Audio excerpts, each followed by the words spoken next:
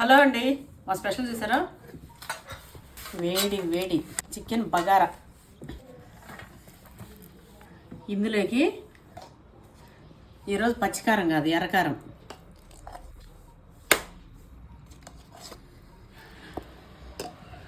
ఒట్టిమిరపకాయలు, ఉల్లిపాయ, ఎల్లిపాయ, పచ్చిమిర్చి, ఎల్లిపాయ పేస్టు అదొకటి. ఇదేమో దోసకారం. ఇది కూడా బిర్యానీ లేకపోలే ఉంటుంది. మేమేమో దీన్ని కూడా బిర్యానీ అంటామండి. చెప్పుకునే పేరు ఏదైతే ఉంది అది అందులో చికెన్ ఉంది చాలు.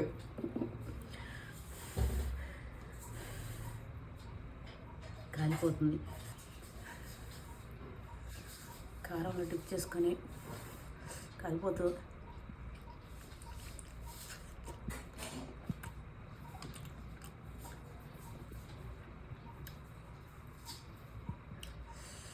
అయితే కొంతమంది పిల్లలు తోడు లేనిదే ఏ పని చేయలేరు. కనీసం ఇంట్లో అమ్మా నాన్నకి వాళ్ళ ఫీలింగ్స్ చెప్పాలన్నా కూడా అక్క తోడు లేదా తమ్ముడు తోడు.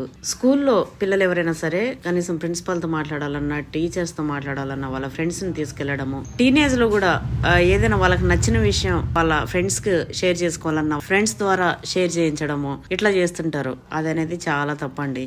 ఏదైనా సరే ఇంట్లో పేరెంట్స్ అయినా సరే, బయట ఫ్రెండ్స్ అయినా సరే, స్కూల్లో టీచర్స్ అయినా సరే, కాలేజీలో లెక్చరర్స్ అయినా సరే, ఎవరితోనైనా సరే మీ ఫీలింగ్స్ మీరు ఏం చెప్పాలనుకుంటున్నారు అనేది మీరు స్వయంగా మీరే చెప్పాలి. ఇంకొకరి ద్వారా ఏది కూడా చెప్పకూడదు. ఎవరి దగ్గరైనా సరే మీరు ఏమనుకుంటున్నారు, అసలు మీరు ఏం చెప్పాలనుకుంటున్నారు, మీ అభిప్రాయాన్ని నిర్భయంగా షేర్ చేసుకునే మనస్తత్వం ఉండాలి. ఎప్పుడు కూడా ఒకరి మీద డిపెండ్ అవ్వద్దు. ఏ విషయానికైనా సరే ఒకవేళ ఏదైనా వర్క్ ఉంది తోడెళ్ళాలంటారు. ఒకనొక టైంలో ఒక్కొక్కరు మనకు అందుబాటులో లేకపోవచ్చు. అలాంటప్పుడు మన పన్ను ఆపేస్తామా?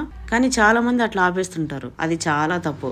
ఏదైనా సరే మనం సింగిల్ గా చేసుకోగలగాలి, డిపెండ్ అవ్వకుండా. కొన్ని వర్క్స్ లలో కంపల్సరీ ఫ్రెండ్స్ ఎవరైనా ఉంటే తోడు మంచిగానే ఉంటది.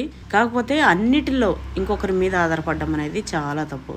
ఏదైనా సరే వాళ్ళే ఫేస్ చేసేలాగా, ఎవరితో అయినా మాట్లాడేలాగా, ఏదైనా సింగిల్ గా చేసుకోగలిగేలాగా ఉండాలి. డిపెండ్ అనేది ఉండకూడదు. ఫుడ్ గురించి చెప్పలే కదా, టేస్ట్ అయితే మస్తు అంటే మస్తు ఉంది.